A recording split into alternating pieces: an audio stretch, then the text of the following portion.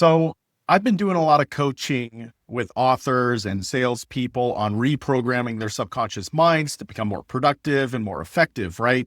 And I want to talk about one of the oldest myths in human history and really only affects people who are religious or grew up religious.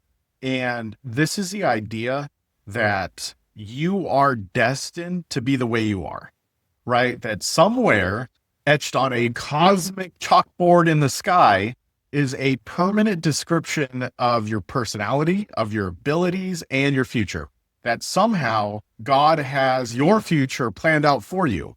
It may sound poetic, but it's also one of the greatest lies ever told.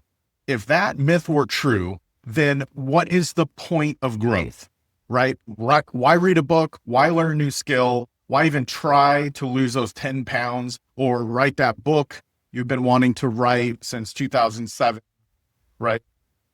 If you're destined to be the same old you might as well just eat the donut, binge the Netflix series, order sweatpants in bulk and lounge on the couch. But here's the truth. You are not stuck. You are not destined to just be the way you are. You are programmable, but more importantly, reprogrammable. So in my book, The Liberated Mind, I remind us that our brain is malleable, flexible, and constantly writing and rewriting our script. Every thought, every affirmation, good or bad, positive or negative, every decision is like typing a new line in our operating system. Destiny isn't imposed on us, it's coded by us. So some people shrug off responsibility by saying, well, God has already chosen my path, or whatever happens is his will. But if you read the Bible closely, that's not the whole picture. God gave us something far more powerful than a pre-written script, and that's free will. Consider this verse. For whatever a man sows, that he will also reap. This is straightforward, practical, and powerful. It makes it clear your future harvest is a direct result of the seeds you plant and water.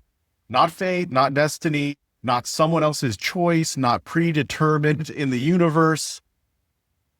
God provides the soil, sun, and rain, but you decide whether to plant weeds or wheat.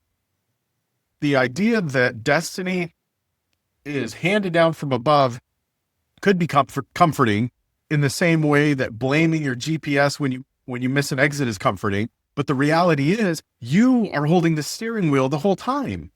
Think of your brain as a GPS system.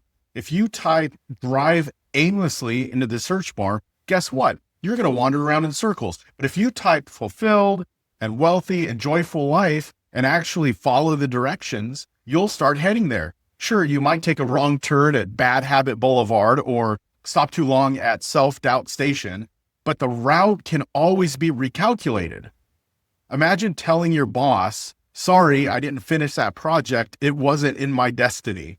Or explaining to your personal trainer, I do the push-ups, but my fate is potato shaped, right?